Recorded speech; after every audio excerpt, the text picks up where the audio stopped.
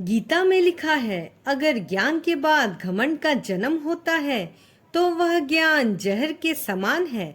वही अगर ज्ञान के बाद नम्रता का जन्म होता है तो वह ज्ञान अमृत की तरह है। श्री कृष्ण कहते हैं, जीवन में सबसे बड़ी हार अपनी संभावनाओं से मुंह मोड़ लेना है। ऐसे लोग जानते ही नहीं उनके अंदर कितनी क्षमता है, जिसका इस्तेमाल करके वो जो चाहे वो हासिल कर सकते हैं। गीता के अनुसार सुख में धर्म कार्य और दूसरों की मदद जरूर करनी चाहिए, क्योंकि बुरे समय में यही लोग आपके काम आते हैं। क्रोध तब पुण्य बन जाता है जब वह धर्म और मर्यादा के लिए किया जाए, और सहनशीलता तब पाप बन जाती है जब वह धर्म और मर्यादा को बचा ना पाए।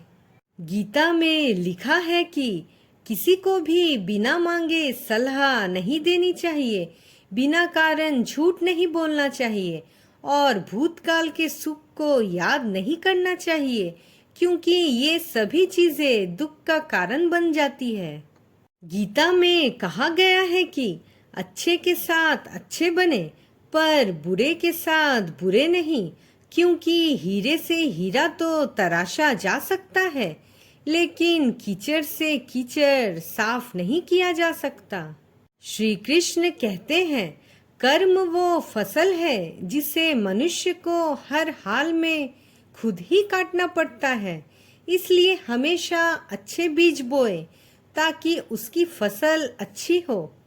गीता में श्री कृष्ण ने कहा है कि हर मनुष्य की मोक्ष की कामना होती है, लेकिन अपनी वासनाओं की वजह से पुनर्जन्म होता है और वो फिर से जन्म मृत्यु के चक्र में फंस जाता है।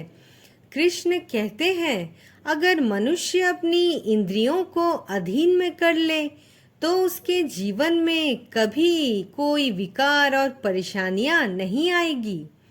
गीता में श्री कृष्ण ने कहा है कि भोग से मिलने वाला सुख क्षणिक होता है, जबकि स्थायी आनंद त्याग में मिलता है।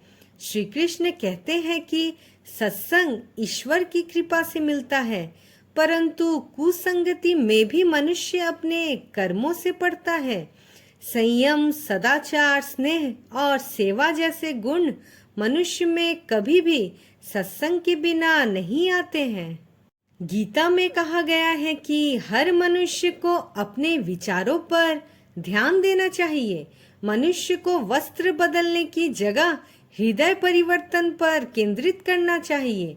गीता के अनुसार जवानी में जिसने ज्यादा पाप किए हैं उसे बुढ़ापे में आकर उतना ही भोगना पड़ता है।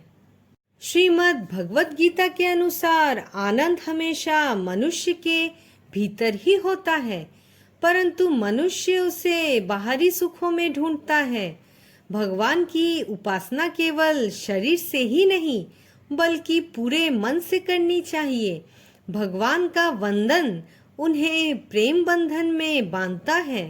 श्री कृष्ण के अनुसार हर मनुष्य को स्वयं को ईश्वर में लीन कर देना चाहिए, क्योंकि उसके सिवाय मनुष्य का कोई नहीं होता है। गीता में श्री कृष्ण ने कहा है कि अहिंसा परम धर्म है, परंतु धर्म के लिए की गई हिंसा यथावत धर्म है। दूसरों के साथ छल करने वाले व्यक्ति को भी आगे चलकर छल जरूर मिलता है, भले अभी नहीं तो कुछ समय बाद जरूर मिलेगा। वही जो लोग सच्चाई के साथ जिंदगी जीते हैं उन्हें हर पल सुकून मिलता है। गीता में लिखा है कि जो व्यक्ति योग से रहित होता है उसमें निर्णय लेने की क्षमता नहीं होती है। ऐसे व्यक्ति के मन में कोई भावना नहीं होती है। ऐसे लोग कभी भी मानसिक रूप से शांत नहीं रहते हैं। इस तरह का व्यक्ति जीवन में कभी सुखी नहीं रहता है। श्री कृष्ण कहते हैं कि जिस व्यक्ति के मन में अहंकार होता है वह कभी भी सफलता के मार्ग पर नहीं चल सकता। इसके बाहर निकलने के लिए मन में समत्व भाव होना जरूरी है। समत्व योग से ही निष्काम कर्म किए जा सकते हैं। हर व्यक्ति को योग युक्त होकर कर्म करना चाहिए। श्री कृष्ण भगवान कहते हैं कि जो मनुष्य सभी इच्छाओं, कामनाओं और ममता को त्याग कर और अहंकार से रहित अपने कर्तव्यों का पालन करता है, वह हर कार्य में सफल होता है। ऐसे लोगों को शांति प्राप्त होती है।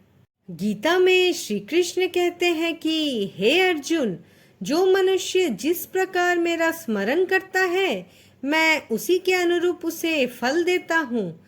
सभी लोग सब प्रकार से मेरे ही मार्ग का अनुसरण करते हैं।